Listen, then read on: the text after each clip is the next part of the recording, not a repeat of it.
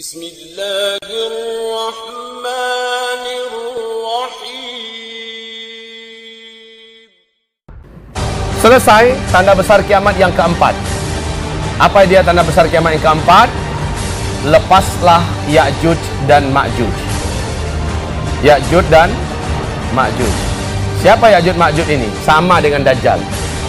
Cuma kalau Dajjal satu orang laki-laki. Kalau Ya'juj dan Ma'juj, Nabi mengatakan hidungnya pesek-pesek, warna kulitnya kuning keputih-putihan, matanya sipit-sipit, mukanya kayak tempayan yang kena apa? Kena ketok, ya. Ya'juj dan Ma'juj ini kata Rasul nanti akan keluar di akhir zaman setelah Nabi Isa alaihissalam turun, dan kerjaan Ya'juj cuma satu: membunuh. Siapapun manusia selain ras mereka yang mereka temukan pasti mereka habisi. Cara selamat daripada Ya'juj dan Ma'juj kata Rasulullah cuma satu: larilah dan bersembunyilah dari Ya'juj Ma'juj. Cuma itu. Dan Ya'juj dan Ma'juj juga tidak mau repot-repot sampai nyari ke lubang-lubang, nyari ke gua-gua, nggak mau Ya'juj Ma'juj. Jumlah Ya'juj dan Ma'juj saat itu kata Rasulullah membungkus seluruh bumi. Dalam setiap 1000 orang manusia, 999-nya Ya'juj dan Ma'juj. Satunya kalian bisa melawan mereka enggak? Sementara ketika itu sudah zaman tidak ada teknologi. Berarti pedang dengan pedang, kalau melawan percuma. Sedangkan Nabi Isa saja disuruh oleh Allah, "Hai Isa, larilah engkau, bawalah orang-orang beriman bersamamu ke atas gunung Tur Sina." Maka di sana Nabi Isa dan Imam Mahdi kayak terkepung bersama orang-orang beriman kelaparan di atas gunung Tur Sina.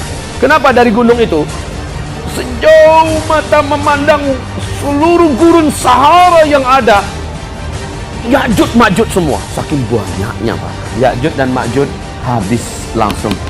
Caranya Allah langsung yang mematikan mereka serentak dengan kuman-kuman, bakteri-bakteri dan ulat-ulat yang datang menggerogoti tubuh mereka serentak. Kayak listrik satu Jakarta dimatikan langsung dari gardu induknya, langsung mati serentak. Bumi ini busuk dengan bangkai Ya'juj dan Ma'juj. Nabi Isa berdoa, "Ya Allah, tidak ada daya dan kekuatan bagi kami untuk membersihkan bumimu ini dari bangkai-bangkai Ya'juj dan Ma'juj. Ya Allah, bersihkanlah bumimu ini dengan kekuasaan dan kekuatanmu." Maka kata Rasulullah, mendadak langit yang terang benderang menjadi gelap gulita seperti tengah malam. Terang benderang siang hari, langsung gelap gulita seperti tengah malam.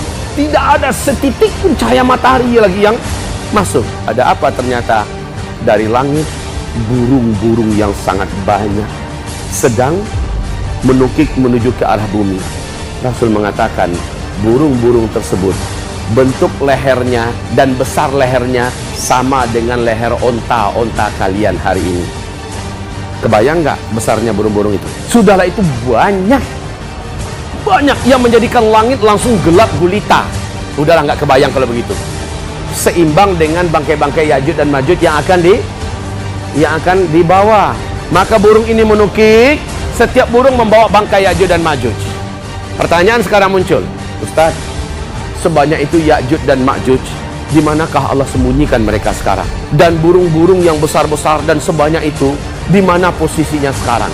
Maka jawaban yang paling ringkas, jawaban yang tidak akan menimbulkan pertanyaan lagi adalah entah. Allahu a'lam. Saya nggak tahu. Berkaitan dengan Ya'juj Ma'juj akan muncul jumlahnya sebanyak itu, hadisnya sahih. Berkaitan dengan burung yang nanti akan datang menukik ke arah bumi menyebabkan langit menjadi gelap gulita, hadisnya sahih. Tapi di mana Ya'juj dan Ma'juj pastinya sekarang Allah sembunyikan. Di mana dan bagaimana burung-burung itu sekarang Allah sembunyikan, itu bukan urusan saya. Saya nggak tahu, titik. Jadi jangan tanya lagi. Bapak Ibu yang kami muliakan, habislah Ya'juj dan Ma'juj. Bumi memasuki masa yang teraman. Sementara ini adalah masa-masa yang menegangkan, masa-masa yang sangat berat. Tanda besar kiamat yang kelima, matahari terbit dari sebelah barat. Saya singkat saja dengan MTB, matahari terbit dari sebelah barat. Seorang ulama kelas dunia, Syekh Imran Hussein, semoga ada yang mengenal nama ini, pakar dan ahli juga tentang analisa akhir zaman. Beliau berani menerjemahkan hadis-hadis akhir zaman dengan terjemahan-terjemahan yang, minta maaf, saya secara pribadi banyak tidak sepakat, tidak sejalan dengan mereka.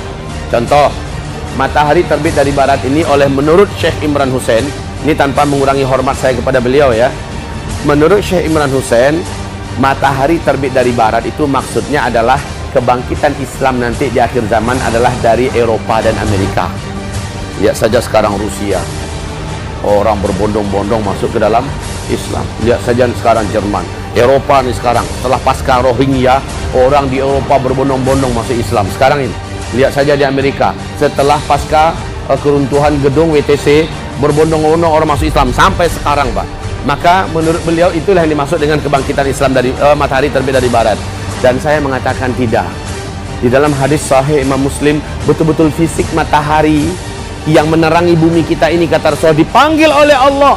Matahari ini sujud di bawah arasy. Kamu yang ditinggalkan matahari akan merasakan malam yang sangat panjang seperti 3 malam berturut-turut. Lalu matahari ini diperintahkan oleh Allah, kembalilah engkau. Kembalilah engkau ke arah di mana engkau biasanya berada, dan terbitlah engkau dari tempat biasanya engkau tenggelam. Maka matahari pun kembali. Saat dia terbit, manusia yang ada di muka bumi terkejut karena dia muncul dari sebelah barat, dan dia muncul hanya 1 kali, tap, pas di pertengahan. Matahari ini kembali bergerak menuju ke arah barat dan tenggelam kayak biasa di arah barat. Besoknya normal kembali terbit di sebelah timur. Nah, kaum muslimin yang kami muliakan, pada waktu duhanya baru terjadilah tanda besar kiamat yang ke-6. Ini Allah ceritakan dalam surat An-Naml ayat 82, yaitu keluar dari dalam perut bumi seekor binatang yang bernama Dabbatul Ardi. Binatang ini, kata Rasulullah, bisa berbicara dengan manusia. Binatang ini memiliki kaki dan tangan yang sangat banyak, dan dia membawa tongkat Nabi Musa, cincin Nabi Sulaiman. Manusia manapun bertemu dengan binatang itu, maka jika dia orang kafir, binatang ini tahu tongkat Nabi Musa akan diketokkan sedikit ke kepala orang ini, menghitamlah wajah orang kafir itu, gelap.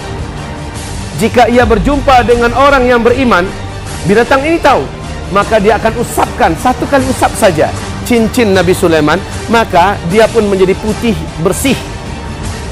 Kata Rasulullah saat itu, sangat mudah membedakan antara orang beriman dengan orang kafir. Cukup melihat dari wajah. Yang wajahnya hitam gelap suram, jelas orang kafir.